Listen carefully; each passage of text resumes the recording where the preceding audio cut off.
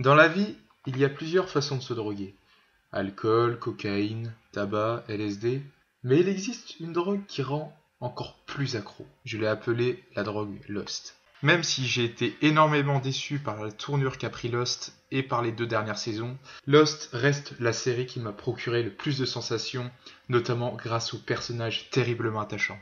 J'ai donc décidé de faire un petit classement sur les personnages de Lost que j'ai le plus appréciés. On commence tout de suite avec en 12e position Ana Lucia Cortez.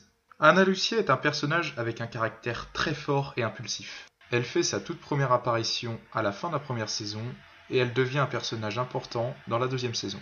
Elle était l'une des survivantes du vol océanique 815 et était la leaduse d'un petit groupe qui se situait à la queue de l'appareil. J'ai adoré ce personnage pour le petit côté Rambo qu'elle a. Malheureusement, elle ne va pas rester très longtemps dans la série car Michael va la tuer dans la saison 2. En 11e position, j'ai décidé de placer notre petit physicien Daniel Faraday. Il faisait partie de l'équipe à bord du Kahana venu sur l'île pour retrouver Benjamin Linus et il apparaît pour la première fois dans la 4e saison. J'ai adoré ce personnage pour sa gentillesse et sa capacité à rester calme en toutes circonstances. On passe en 10e position avec Kate. Quoi ?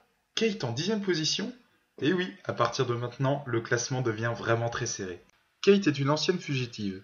Elle est énormément recherchée et a commis beaucoup de crimes. Elle a tué son père car celui-ci violait sa mère. Sur l'île, Kate nous paraît comme le bras droit de Jack. Elle est très indépendante et débrouillarde, mais c'est aussi une manipulatrice et une menteuse. Son aspect mystérieux m'a beaucoup plu, mais malheureusement, il lui manque quelque chose pour la rendre attachante. En 9e position, Charlie.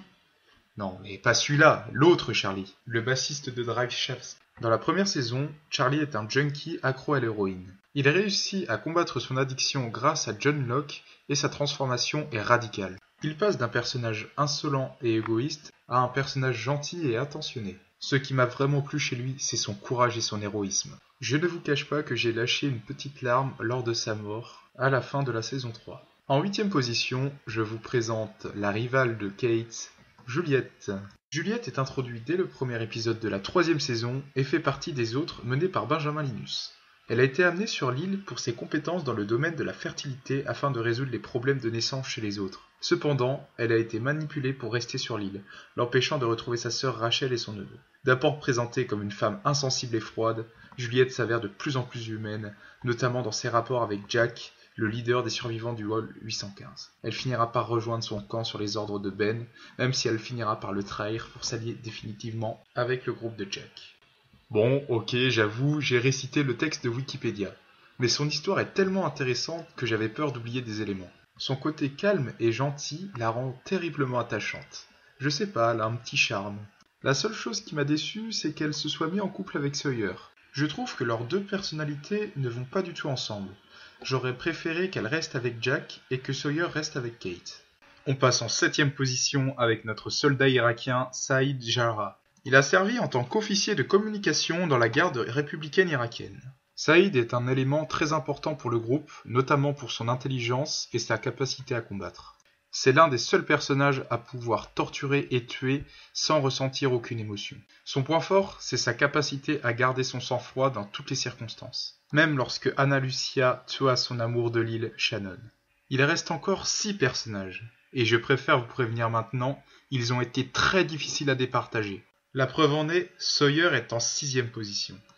Ah, Sawyer. J'adore ce personnage car c'est l'un des seuls à ne pas se prendre du tout au sérieux. Même dans les situations les plus dramatiques, Sawyer saura te faire rire avec ses blagues totalement pourries. Au début, c'était un personnage égoïste et arrogant. Il était détesté par le groupe, mais au fil du temps, il a su se faire une place, notamment grâce à Hugo et Kate qui lui ont dit qu'il serait banni du groupe s'il ne changeait pas de comportement. Mais attention, Sawyer ce n'est pas uniquement le petit clown de service, c'est le personnage le plus malin grâce à son passé d'arnaque. C'est aussi un excellent manipulateur, mais pas autant que le personnage en 5e position. Je pense que vous avez deviné de qui je veux parler, et oui bien sûr, c'est le chef des autres, Benjamin Linus. Mon Dieu, alors ce personnage, il a tout connu.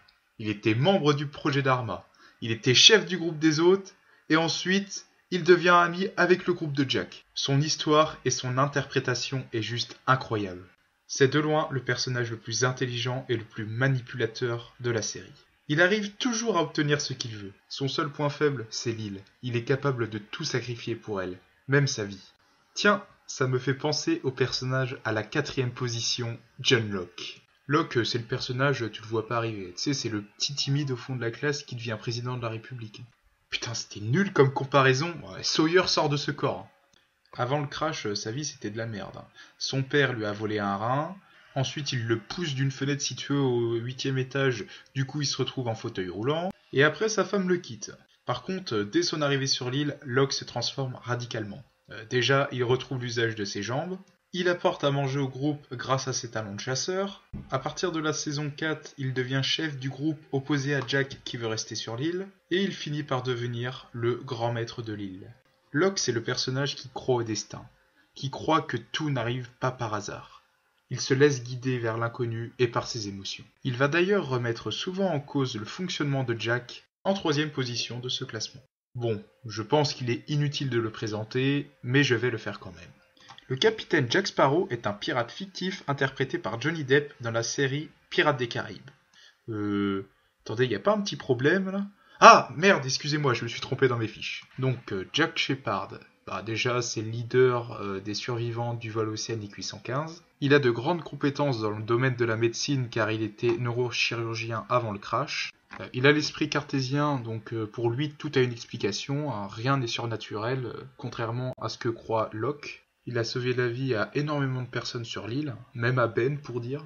On peut le considérer comme le personnage principal de la série, et j'ai décidé de le mettre aussi haut dans le classement, parce que tout simplement, s'il n'aurait pas été là, ils auraient tous été morts une semaine après le crash, même pas.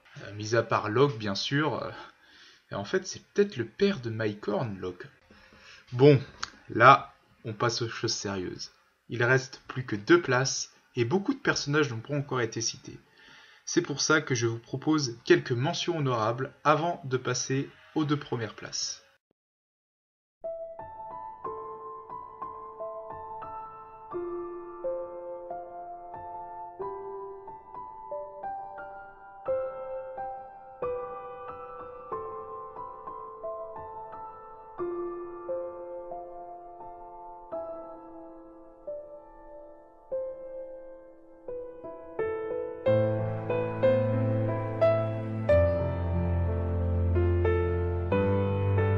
Allez, c'est bon. J'arrête de vous faire patienter plus longtemps. En 2e position de ce classement, qui a été très difficile à départager avec le premier, je tiens à dire. Cela commence par un D, et cela se finit par un D.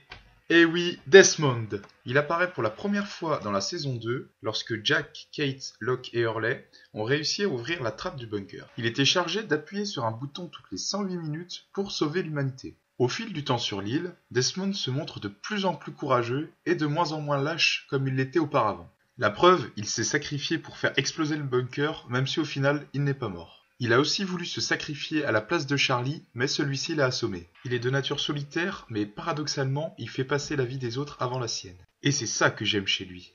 Allez, il est temps de passer à la première place. D'après vous, qui l'occupe ? Allez, j'arrête de faire durer le suspense plus longtemps. En première place, voici Michael. Vous me croyez pas ? Bon, il est gentil, Michael. Non, je rigole, bien sûr, c'est pas lui. C'est Hugo en première place, alias Hurley. J'ai vraiment adoré ce personnage. Je crois que c'est le personnage le plus attachant que j'ai jamais vu dans n'importe quelle série confondue. Il est capable de nous faire rire autant qu'il est capable de nous faire pleurer. Au premier abord, on a l'impression que c'est un petit enfant qui n'a pas grandi, mais au fur et à mesure, il se dévoile vraiment et fait des choses exceptionnelles. Son côté naïf et maladroit fait tout le charme de ce personnage. L'épisode qui m'a le plus marqué, c'est celui qui tendait à dire que tout était dans l'imagination d'Hugo. Bon, eh bien ça y est, le classement est terminé. Si la vidéo vous a plu, n'hésitez pas à mettre un petit pouce en l'air et à me donner ton propre classement dans l'espace commentaire. Allez, sur ce, à la prochaine pour une nouvelle vidéo, et moi je retourne écrire mon livre sur les répliques cultes de Sawyer. Croyez-moi, il va être gros.